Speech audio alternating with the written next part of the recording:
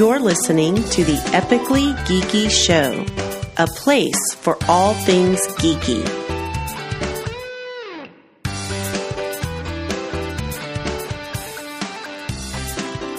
Welcome up to the Epically Geeky Show, episode number 40. I'm your host for the evening, Eugene Stevens. Tonight's opening question is, when going to bed, would you prefer to curl up with a good book or a good movie? Cyrus Martin.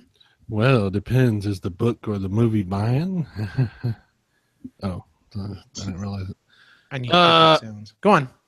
I don't like to curl up with a book in bed because you fall asleep and, then the book ends up under you and you're like, it hurts and, like, you can't breathe and you're like, what the hell's going on? I got this damn book, and you throw it and then the cat runs out the door and you break something and everybody's upset and the lights. This is like a very specific are time. very different than mine. All right then.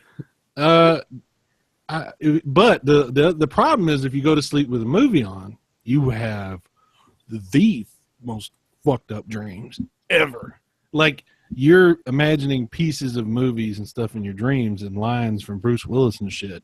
And you're like, Bruce, why are you in my fucking dream? And he's like, Yippee-ki-yay. Yeah. And it's not good. It's unpleasant. All of a sudden you believe your name is Hans and stuff. And you're like, I'm Hans. And you know how the brain works faster than reality. So like you're hearing one line and then you add a whole bunch to it and stuff. So you're Hans Christian Andersen in a Bruce Willis movie. It's just not good. So you're going with book? I was going with neither. I'll go, yeah, book's fine. All right. Lainey, book or movie? I prefer to go to bed with a good book because I have noticed as I have gotten older that I don't sleep well if I have like the screen on in front of me.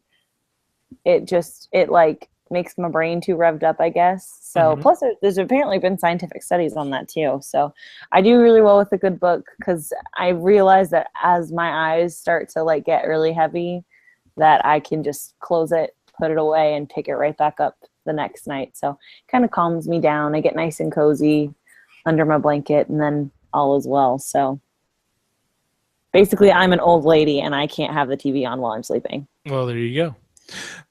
Ray, where do you come down on this one?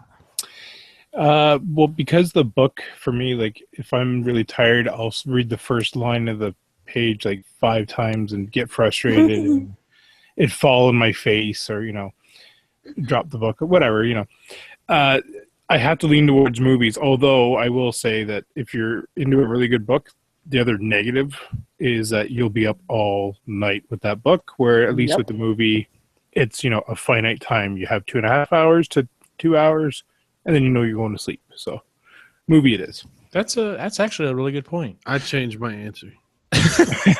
Somehow I knew you would. Jennifer Hetzel's joining us again this evening. Which would you prefer, book or movie? If I had to pick, I'd say book. I don't have a TV in my room anyway, so that's the only option. But yeah, I like reading a lot, and that kind of can help me get a little, get ready for bed if I'm not quite tired enough. Yeah, I mean, I do most of my reading via audiobooks, but I find it easy, unless I'm just like super dog tired, I'll tend to stay up later for the movie, and I'm not having the weird dreams that Sai is talking about, but I do tend to, I don't sleep as well if I'm, falling asleep during a movie. On the other hand, if it's a book or, if I'm reading something on my phone or something like that, I know it's like, you start doing like Ray said, you read something, you're like, what I just read? You read again. I'm just like, all right, it's time to go to bed. So if I'm actually wanting to try to get some sleep, I definitely have to say book. I don't want to say books necessarily put me to sleep, but I've got a much better chance of not getting somewhat revved up, or kind of like what Lainey was saying, or really getting, involved in the movie and actually getting some shut eye. So, which has been kind of difficult for me here lately. I don't know what's going on, but that's a different show. Can tell you like, hey, it's time to go to sleep because your brain's not being stimulated by like light and sound and all that jazz. So Absolutely. Unless you have an e-reader. No, see, I have a Kindle and it's fine. But see, like, even when I read stuff on my phone, like, I have the brightness turned all the way down. Whereas, like, my wife, when she's reading stuff, it's like a freaking flashlight. Oh my She's god, like, her phone is so bright. so bright. She's like, here, look at this. And I'm just like, like, you think I was a vampire, like, fleeing from the sun. I'm just like, really? It's like, a flashlight in my eyes. Really? She's going to be blind by the time she's 50. No joke. Well, continuing our Halloween month, tonight's topic is one of my favorite books of all time. Unfortunately, it did a horrible translation into the movies. Was Pride and Prejudice and Zombies. The idea of taking classic movie monster and incorporating them into a classic story. Number one, it was very well done. Unfortunately, the movie was not. And since then, we've actually gotten some other books, children's books along that line. Although some of them aren't technically for children, like you've heard of the hungry caterpillar. Well, I have a version called the Hungry Zombie, and it is not really for children, even though it's done up like a children's book. But I thought we keep going with that theme. So this evening, everyone came up with their own. They took a classic children's story or fairy tale, and they incorporated at least one classic movie monster into it, and a couple of them we have the entire story fleshed out, and we may get a dramatic reading by our good friend Cyrus here. And then other stories we may just have to, kind of work with and go along. But so everyone has at least one story that they wrote and are put together, and we're going to show that this evening. So we'll see what we get out of this. Would anyone like to volunteer to go first? No. Once, no. At least from Lady. Hello, darkness, my old friend. Tell you what, I actually wrote two stories, so I'm going to go ahead and do the second one that I came up with, just kind of get things going. If you don't have small children, you may or may not know this book. It is a classic. It's been around for quite a while. The original book is called Brown Bear, Brown Bear. But my twist on it is brown werewolf. So here we go. Brown werewolf, what do you see? Brown werewolf, what do you see? I see a black cat looking at me. Black cat, what do you see? I see a red vampire looking at me. Red vampire, what do you see? I see a green witch looking at me. Green witch, what do you see? I see a white ghost looking at me. White ghost, what do you see? I see a blue alien looking at me. Blue alien, what do you see? I see a purple blob looking at me. Purple blob, what do you see? I see an orange jack-o'-lantern looking at me. Orange jack-o'-lantern, what do you see? I see yellow monster eyes looking at me. Yellow monster eyes, what do you see? I see a gray zombie looking at me. Gray zombie, what do you see? Brains. You see, I had a totally different take on your story. I did too. You want me to do it? Go for it, dude. Okay, so I imagined all these as different characters and who they would be, right? Absolutely. So it was like, brown werewolf, what do you see? And then it's, he's like, I see a black cat looking at me, and then. Oh my God. It's not the chupacabra. Although that would have been awesome if it was chupacabra. Chupacabra. Black cat, what do you see? I see a red vampire. Oh no. Michael Scott. Oh, and we just lost the audience. No, he has to keep going. I have to hear the vampire and the witch.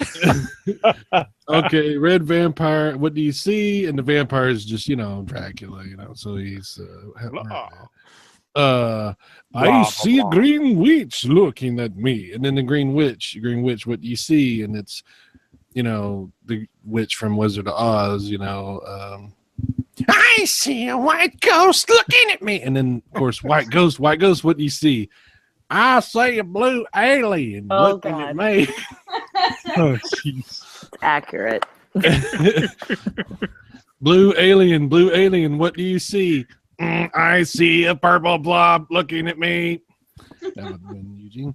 And then the purple blob, what do you see? Oh, I see orange jack-o'-lantern looking at me. And then the orange jack-o'-lantern, what you see? And of course, it's Jack Nicholson. I see yellow monster eyes looking at me. Oh my god. I hate you. And then the yellow monster eyes, what do you see? I see gray zombie eyes looking at me. The greatest zombie eyes ever, let me tell you. They're huge. They're huge. And then gray zombie eyes, what do you see? Brains. That's pretty awesome. Well done, sir. Thank you. Thank you. You just brought that story to life. Here's what we need, though. We need someone to illustrate it and they look like themselves. That would be great. I'm on it. Oh man, thank you. Christy's gonna have to go back and listen to this one. This is. That was just how I took it. I mean, and see, that's what's wonderful is I took it as just like how I would have told it kind of to the boys, and you took it to a whole new level. That's awesome. Your other story is wordy. It's a little wordy. It is very wordy, but I also was trying to follow the original story. So, would anyone else like to jump in real quick? All right, it's class Sure. time. Okay. I can go if y'all don't have anybody else want to go. Ray said he's gonna jump in. I'll go. I'll get this out okay. of the way. Okay. All right. So I looked at Goodnight Moon, and then Eugene kind of pointed out that somebody else had done a Goodnight Goon. Luckily, I took it in a different direction. So wish me luck. We'll see how this goes. All right. So in the great theater room, there was a concession stand and a blood red moon and a picture of the great toilet ghoul. And there were 3 little critters giving us shivers and Erase Head and Pinhead and a little doll Chucky and a god named Zuli. And a xenomorph and a predator and a bowl full of blob and a quiet old Freddy whispering, "This is God." Good night, theater. Good night, Terminator. Good night, great toilet ghoul. Good night, fly. Good night, blood red moon. Good night, critters, giving us shivers. Good night, Eraserhead, and good night, Pinhead. Good night, Wolfman. Good night, Gillman. Good night, Chucky, and good night, God named Zuli. Good night, Xenomorph, and good night, Predator. Good night, Invisible Man, and good night, Blob. And good night, Freddy, whispering, "This is God." Good night, silence, and good night, scares. Good night, screams everywhere. There you go. Wow. Bravo. Nicely done. That was sir. really good. Muchos gracias. Gracias. Is that the right way? I shouldn't have said that. I don't know. Anyway. You say merci. That's okay. Merci. There it is. Mercy. That was good. Thanks, dude. It was very good. It was very poetic. I try, like Eugene, I was trying to keep the same tone as Goodnight Moon. So, but anyway, it worked out. Very good.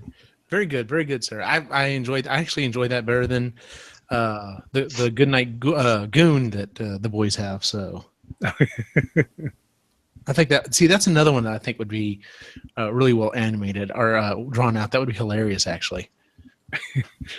Just kind of picture, the little critters sitting on a chair, Exactly. eating everything in sight, But like in the same like artistic style that the original's done, that would be awesome, actually. I'll see what I can do. Very cool. All right, Lainey, what you got for us? All right, so this is the one that I came up with, and it's not totally fleshed out, but I wanted to do a take on Alexander and the terrible, horrible, no good, very bad day. Okay. Be Carrie White and the terrible, horrible, no good, very bad day. Or very bad prom. Oh dear. All right. That's all I got. No, I'm kidding. So I Oh wait. but yeah, no, I figured it could start off with obviously the shower incident. Mm-hmm. And then her day just keeps getting worse. She goes home, her It mom gets is worse. yelling at her, and she's constantly getting screwed. She's locked in the closet. She's realizing she's got all these issues going on, and then eventually, I think you would have to condense it, obviously, since it's a children's book. But her day starts to look up because she gets asked to prom, and then she gets there, and everything's wonderful, and then the pig's blood. And then the really horrible part is that she kills everybody and then dies on the way home. Like I said, I didn't have a lot of time to flesh this out this week. Your No, I story, like this No, though. it's your a good story has idea. potential. It has Yes, potential. it does. Yeah. That's the key here. Well, and the thing was when I was coming up with ideas, because I really like this story and I thought it would be really fun to do, but I couldn't decide between Carrie White and Reagan McNeil from The Exorcist. I see. She So has would a the- really bad day. I was gonna say, so would it focus just like would it focus on the events leading up to it, or Yeah, the events leading up to it. Okay. That's pretty cool though. That's an interesting take on that. Like literally just taking the one story and like, yeah. See, when I had this idea, this assignment, I was interested to see what everyone would come up with. So I was trying not to be, too overly instructional with it because, I wanted to see what everyone would come up with. So, Sai, do you want to share yours real quick? Okay. All right. It's not very good. I've mentioned that before. Stop. Yes. But- Mentioned that before, but stop. But it's really serious. Okay. Okay, so I want y'all to bear with me here because this is going to be a little interesting. All right. It's called Green Eggs and Ham and Dracula. All right. Got it. And it's very similar to the original, but shorter. I cut it down. And it has like some very dramatic stuff going on. Okay, so imagine this almost like a off-Broadway performance. Okay, very dramatic lighting and sort of period costumes and stuff from like around the mid to late 1800s Europe, stuff like that. Okay, so the actually has a prologue. Prologue. Sam came home from school early one day. He found his sister, younger brother, and mother in a trance. Before he could cry out, a figure emerged from the shadows. It was Dracula, Sam's old nemesis. Sam suddenly found himself fighting for his sanity against the dark powers of the Lord of Vampires, who had but one goal. He would find a way to convince Sam to eat his own family. We begin inside Sam's thoughts. I am Sam. Sam, I am. That's Sam, I am. That's Sam, I am. I do not like that. Sam, I am. Do you like green eggs and ham? I do not like them. Sam, I am. I do not like green eggs and ham. Would you like them here or there? I would not like them here or there. I would not like them anywhere. I do not like green eggs and ham. I do not like them. Sam, I am. Would you like them in a house? Would you like them with a mouse? Sam felt the oddest sensation that the ham and eggs were somehow disguised. I do not like them in a house. I do not like them with a mouse. I do not like them here or there. I do not like them anywhere. I do not like green eggs and ham. I do not like them. Sam, I am. Sam, I am. Sam blinked, and for an instant, he saw his sister and brother, each lying on the kitchen table, ready to be killed. But what was real, and what was not?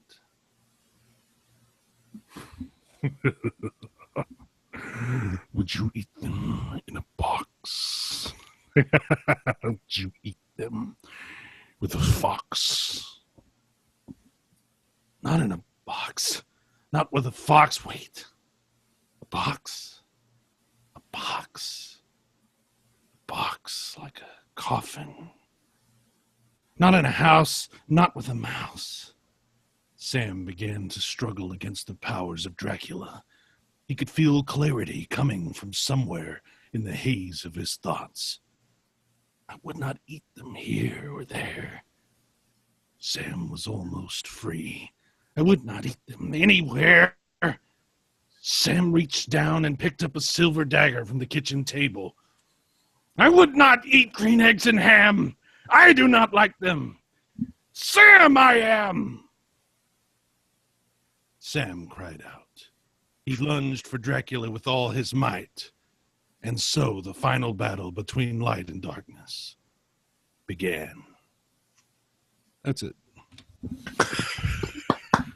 Oh my God. Very dramatic, but By the way, if you have not listened to Sai's book, Ethan Eternal, that's a pretty good taste of what it's kind of like. Yeah, I'm dramatic. Yes. It's all good, dude.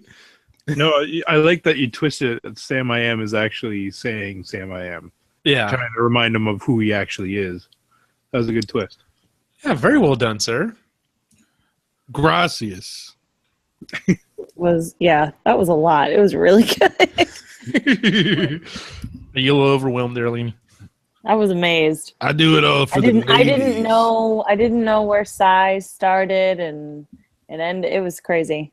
Really? I laughed, I cried. It moved me, Bob. There was no Sai. It was all There Sam. was no Sai. There was only Sam. And indeed, Sam he was. I almost thought about doing Sam from Lord of the Rings, and Oh, instead of Dracula, it would have been Saruman. Oh, now that would have been cool. But it was what it was. No, I liked it. It was I'm because a lot of people don't think about the mind control aspect that Dracula supposedly has. So, Dude, nobody's ever read that book. That book is freaking awesome. Yeah.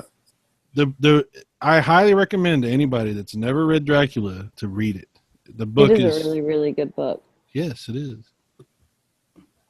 Preach it, sister. Preach it. I enjoyed the movie. So I mean, apparently there's a big split on that one too. The movie has some stuff from the book. The Francis Ford Coppola movie Yes. has some stuff from the book, but he went a whole different direction. He changed the whole dynamic of everything.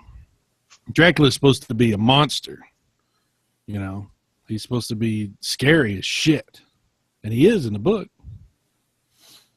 See, I may have to add that. That might be a good one for like our book club for maybe next year. So around Halloween. It's a cool book. Mm-hmm. It's really good. Very good. Very good. Mm-hmm. Jennifer, would you like to share? Yeah, I'm going to let Sai read mine since he has that. But I did a twist on if you give a mouse a cookie, and I did if you give a Rancor a fork. I think. So, what was it? If you give a Rancor a Jedi. A Jedi. Sorry. Yes. That's the second line of the book. Yes. Yeah. All right. I don't know the exact tone here, so I'm just gonna jump through this. We'll have fun. Okay. How should we read that? Should it be like, if you give like that? Yes, it's kind of. That's how I've always taken that as kind of not condescending, but kind of like, yeah. Okay. Yeah, that's kind of how I pictured it. That's how we're going to do it then. If you give a Rancor a Jedi, he's going to ask for a fork. When you give him the fork, he's probably going to ask for a knife. When he's finished, he'll ask for a napkin. Then he'll want to look in the mirror and to make sure he doesn't have any bones in his teeth. When he looks in the mirror, he might notice he needs a shave. So he'll probably ask for a razor. When he's finished giving himself a shave, he'll want a broom to sweep up. He'll start sweeping. He might get carried away and sweep every corner of the cave. He might even end up washing the floors as well. When he's done, he'll probably want to take a nap. You'll have to fix up a cot for him and a blanket and a pillow. He'll climb on, make himself comfortable, fluff the pillow a few times. He'll probably ask you to read him a story. So you'll read him a story from one of your books, and he'll ask to see the pictures. When he looks at the pictures, he's going to get so excited, he'll want to draw one of his own. He'll ask for paper and crayons. He'll try to draw a picture, but he can't grip the crayons because he has claws. He'll get angry and decide to draw on the wall using Jedi blood. When the picture's finished, he'll want to scratch his name under it with his claws. Then he'll want to hang the picture above the fireplace, which means he'll need to build a fireplace under the picture. He'll build the fireplace and stand back to look at his picture. Look in his picture will remind him that he's hungry. So he'll ask for a fork. And chances are, if he asks for a fork, he's going to need something to eat with it. So run. That was amazing. That was awesome. Yeah. I've always, every Fantastic. time I've ever read that, the original to my boys, that's exactly the type of tone I took it to be, was, you know. The slightly exasperated one. Yes. I love it. I love the sarcastic slant, and yeah, it was great. That's how I always read them to my kids. It's awesome. I can't deal with all this praise. I'm used to being ripped apart. Don't worry, I'll do that later too. Oh, Oh, it's not thank you. YouTube. So when I was doing that story, I was trying to keep it as close to the original and just, you know, substitute out the nouns or whatever. But I liked imagining like a Rancor cuddled up on a cot and doing all the things. No, it was hilarious. That was great. Hilarious Yeah. to think about, you know, like, oh, now he's gonna need a napkin and a shave. That was very good. Thank you for that. That was really I love nice. that. Good job. Good job. I'm enjoying these. Like, you know, several, like I said, several of these I would love to see actually like drawn out as actual books, because I think it would be hilarious to show them to people. I guess the last story we have for the evening, that at least we prepared, is like I said, the first one that I wrote. And when I first had the idea for this topic, this kind of just instantly jumped into my brain. Now, I have not read the original book in forever. In fact, I don't even know if my boys have a copy of it. I need to buy them a copy, because this is literally my favorite book growing up. And of all of the quote unquote classic movie monsters, this is also my favorite movie monster. So it's like, all right, well, let's put chocolate and peanut butter together. Si, do you have the document opened up? I do. All right. As you noticed, I have highlighted all of the actual vocalizations in blue. So if you want, if you wouldn't mind, I could do the narration if you wanted to do the voices of the characters. Okay. If we're going to do that, y'all have to give me, let's say, what do we have? We have a giraffe. We have a giraffe. We have a monkey. We Uh-huh. have a snooty gold engine. Okay. We have an And you elephant. know the giraffes don't exist, so this is clearly Right. fiction. That's right. Giraffes don't Totally. By the way, I don't know if that's going to make the pre-show, so a lot of people are going to be like, what? Ladies and boys and giraffes. So we pass have it we have giraffe, monkey, elephant, snooty gold engine, the tired tough engine, and then the helpful blue engine, who is female. Okay. All right. All right, I can do this. All right, cool. He's got All right. it. All right, ladies and gentlemen. So like I said, the first book that I immediately threw together was, of course, The Little Engine That Could Survive the Zombie Horde. Oh, God. The Pretty Red Engine was pulling a long train full of candy and toys and zoo animals to the safe zone over the mountain where zombies can't get them. The Pretty Red Engine stopped and could not pull the train any further. The giraffe said, Oh no, the pretty red engine. Oh my god. I'm done. Hang on, I'm trying to do this. Oh no, the pretty red engine ran out of coal. Now, what will the good little boys and girls do in the safe zone? How will the zoo animals get away from the zombies? a shiny gold engine came by and all of the zoo animals flagged the engine down. The monkey said, Shiny gold engine, please help us. Our engine ran out of coal and we need to get to the safe zone over the mountain before the zombie horde gets here. The shiny gold engine said, Oof, I'm a passenger engine and I only pull passenger trains. Me pull you? I only pull the richest and most important people to safety. Now, get out of my way. Then the shiny gold engine rolled on down the tracks. The elephant said, I'm sure it'll be okay. We just have to flag down another engine. Just then, a strong, big engine came by.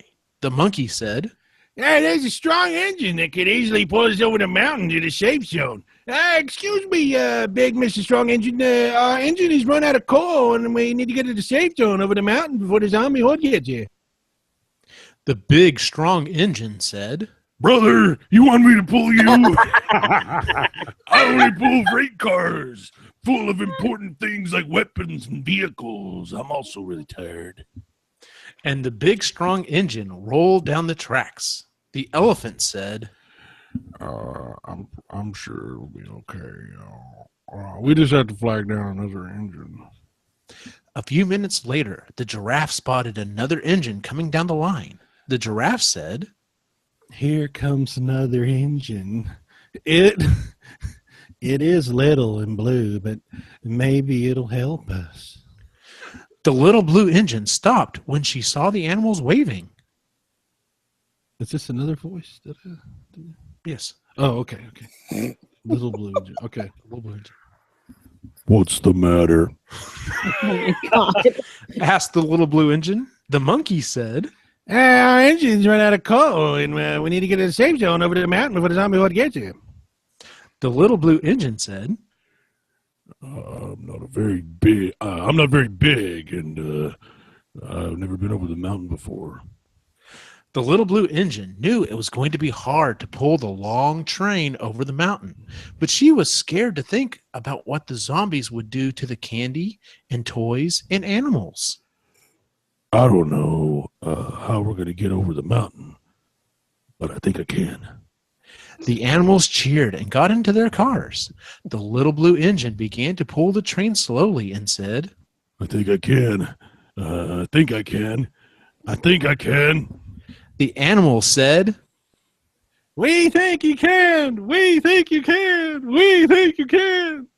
The little blue engine pulled the train full of candy and toys and zoo animals to the foot of the mountain and started the slow climb.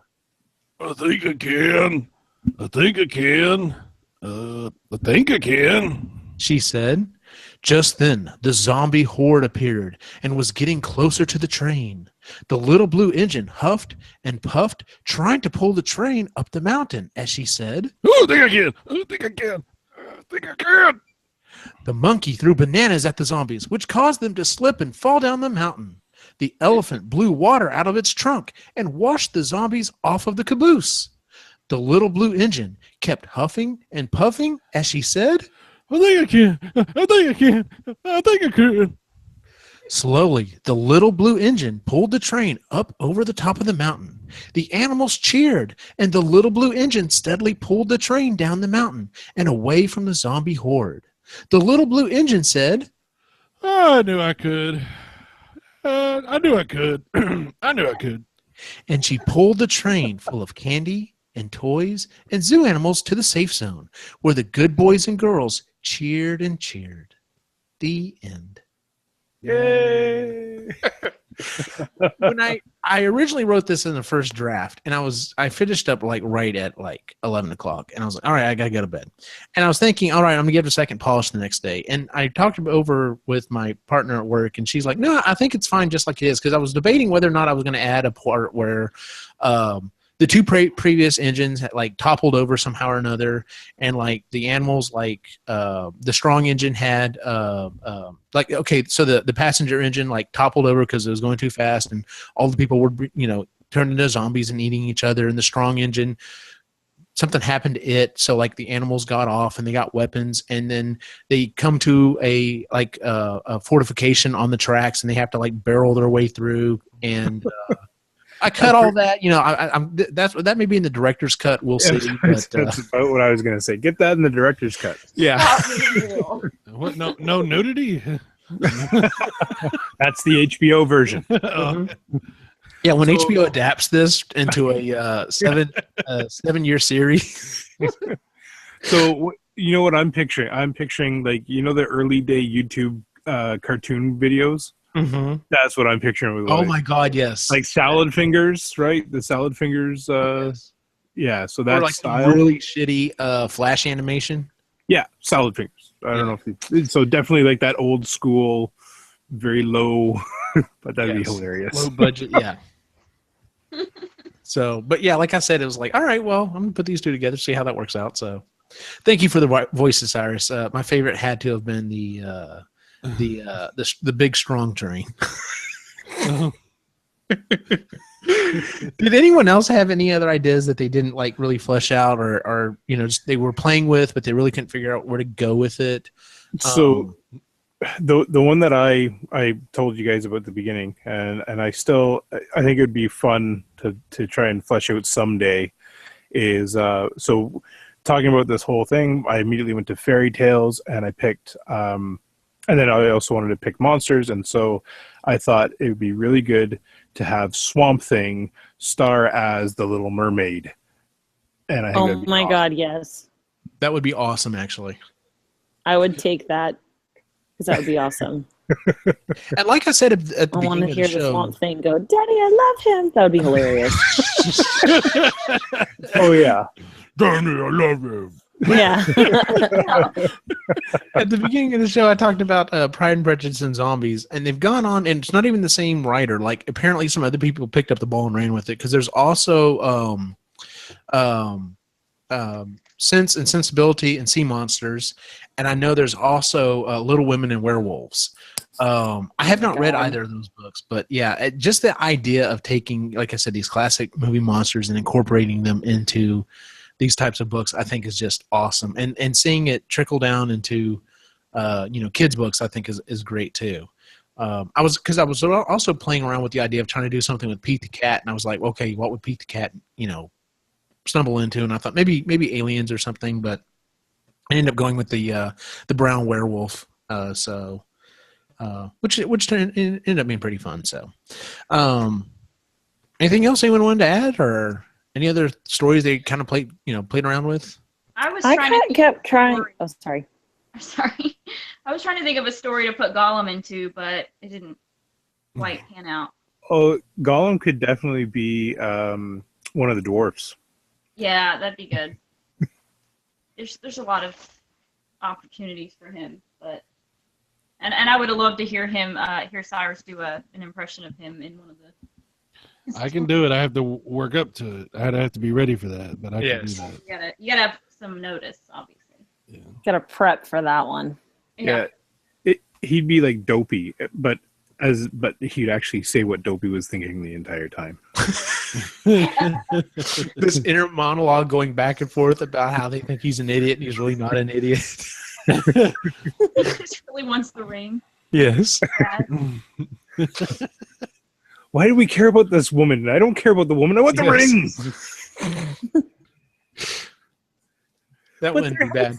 When I originally when I sent the topic out to everyone, I originally said something about Little Red Riding Hood, and instead of dealing with the big bad wolf, it would have been a werewolf. So, I mean, that was just kind of easy to go with. I'm almost, now that I'm thinking about it, I probably should have done something with that. Didn't they do a movie like that? Actually, you know what they did? Kind of. It was, I don't even remember what it was called. Oh yeah. It was very. It was in the time when they were doing like the Hansel and Gretel witch hunters or whatever.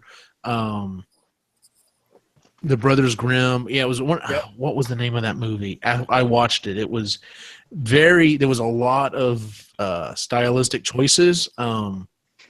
Yeah, but not a lot of substance there. Because you're basically taking a story that you can read to a child in about 5 minutes, and like, all right, let's expand this to an hour and a half movie. A lot of stuff you have to fill out. But alrighty then, I guess let's go ahead and move on to our picks and pans for the week. Would anyone like to go first? Ooh, crickets. All right, well, I'll go ahead and go first. I actually have 2 picks for the week.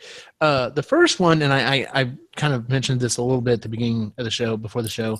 My partner and I at work have been doing a lot of cleaning up in our office. We're reorganizing our office, and we found an old computer that, like, literally it's not good for anything that we can really do anything with for work. So, but instead of sending it downtown where it's basically just going to sit there, we're turning it into a not a MAME cabinet necessarily, but basically something to play emulators and like watch YouTube stuff on. And I have not done this in a long time, so I was like, oh, hey, my friend Cy did some videos on this on YouTube. Let me just kind of go check out, see what he had said there. And I don't remember why you said you abandoned this project or this product, Cy, but RetroArch, is that what it's called? Yes. Yeah. So I download this RetroArch, and here the thing is I get to looking online a lot of people, and I almost gave up. Like, I almost didn't even try it because a lot of things I read was like, oh, yes, it's awesome, but it takes forever to set up, and it's really hard to set up, and blah blah blah. And I'm like, okay, well, I don't know. I'll give it a shot, I guess. And I find a couple of videos on YouTube. They're like, well, here's just a quick, easy way to set it up. So what it is it's basically a front end for you literally download and load the program. And then it goes out and you tell it what emulators you want to download. So I'm like, all right, well, I guess go grab a Nintendo emulator. So I go download the emulator, and I follow the YouTube video, and it's like, well, here, download this and this and this. And I'm like, okay. And then you set up the controllers, and then you can literally, like, I went ahead and installed an emulator for SNES and for the Sega Genesis, and like, you basically open up this front end, and you can do all of the controls directly from the controller, going into the game and out of the game and everything else. And I'm sure you can probably tweak it so it looks more like the original. Now, granted, we have it hooked up to an LCD, and it looks super clean and crisp and everything. And all I care is to be able to play the games. And I'm like falling in love with this thing. I'm like, oh man, I've got to go find some more ROMs, and this thing is awesome. Like I'm like, I may end up having to put this on my system at home to play games. But if you're thinking about doing and you're not trying to get like super in depth, like trying to make it look pixel perfect to how the original consoles were, I definitely recommend RetroArch. It is slick. It looks good. I mean, it looks kind of like the front end on a PlayStation 3, but I mean, having all of my emulators in one thing that I don't have to like, all right, well, let me close down this emulator and go to this other one, and just being able to like back out of it like you would a modern console and go to a different game is flipping awesome. If you would like at some point to do a discussion of that for my channel, that would be cool. Absolutely. Let me get a little more in depth to it because I've got some questions. I have a bunch of ROMs, and when I loaded them, a ton of them did not load, and I'm assuming we can talk about it. it's the 32-bit to 64-bit translation thing that's going on there. So I'm gonna have to go look up some old ROMs. But anyway, yeah. So that's that. I would absolutely love to talk to you about that. So my second pick for the week is actually just happened last night. Lainey and I went to our first official. We were part of the Ghostbusters ATX or Austin area Ghostbusters. We went to our first official event representing them last night, along with another guy, Brian Kinney, if you're listening. Hey, buddy. And so it was the three of us. And it was interesting, like talking about it with Lainey on the drive home and then talking about it with my wife last night. I cannot tell you how much of a difference of a person I am since the last probably 3 years. I am an introvert by nature. Granted, I do a show online and whatever, but I'm an introvert by nature. But so I volunteered to drive to Austin, which is an hour south of where I live, to dress up as a Ghostbuster. And when I had no idea where I was going, and showed up. And was basically put on a small stage in front of everyone, and so that people could come take pictures with us. That's awesome. And it was awesome. It was completely awesome. But there's no way in hell I would have ever done this 3 years ago. The thought of being like, you want me to do what, where, and what? No, absolutely not. And now I'm just like, yep, do it. Go for it. But yeah, so we went to this really awesome community. It's called Mobile Loaves and Fishes, and the community's called Community Village. Yeah, it's Community Village, and what it is it's 27 acres is what they said. 27 acres is what they said. 27 acres that they've built these micro homes, mini homes, and these trailers on, and they are working to rehabilitate and get chronically homeless people off the streets. So they're giving them a place to live. There's a farm for them to help out at. There's a shop there. They're getting them working in jobs and basically, helping to get these people back on their feet. And the video that they showed, I actually posted on my Facebook channel this today. It talks about, it's one thing to, it kind of goes back to the whole thing of, give a man a fish, you feed him for a day, give him, teach him to fish. And it's definitely taking the, teaching a man to fish situation, because it's not just giving someone a place to sleep for a night or a meal for a day. It's helping these people get back on their feet. And I was honored to be a part of this. I mean, granted, I showed up dressed like a Ghostbuster and took pictures with people. I didn't have a super huge commitment to it, but the fact that I was able to promote it and get people interested, and hopefully will cause more people to come out and find out what it's about and get more people involved. This is why I'm so down to be a member of this Ghostbusters team, because the Ghostbusters teams all over the U.S. do this. They do charity work. They promote different events for charities and stuff. And it's humbling, and being able to do something that I enjoy doing anyway and doing it for a good cause is just awesome. And, it kind of hits you in the feels. So that was going to be my pick as well. So I'm going to piggyback off of Eugene's. So yeah, it was awesome. We had a blast. We took a ton of pictures with a ton of kids and adults, and so yeah. And then we got to hang out with Brian, who's another Ghostbuster member there in Austin, and his story's kind of very similar to us. He's just like, I got into this. I've always, liked the movie, and, was starting to find out about the whole Ghostbuster community, and then finding out about, hey, they do charity work and stuff. And he's like, I'm an introvert as well. So the idea of doing this is like, what are you doing? This is not introvert work, but, but you put on the suit and you're a different person, and you just, you're like, let's go do some good. Let's go help some people. So it's very cool. Very cool. So very good. Very good. Cyrus, you have a pick or pan for the week? Well, I do want to. I guess it's a good opportunity to mention as a pick. I guess I'm doing a giveaway, and I want to talk about it as much as I can in as many places as I can. I'm giving away a Nintendo Entertainment System. Fantastic idea, by the way. Yes. Okay. It's original console. It works fine. It's got a controller, AC adapter, everything you need. It comes with Mario and Duck Hunt, one cartridge. And it's a gift that I want you to give to somebody. I want you to tell me who we're giving it to. And I want you to email me. Just tell me a little bit about the story. Who's the person you want to give a Nintendo to?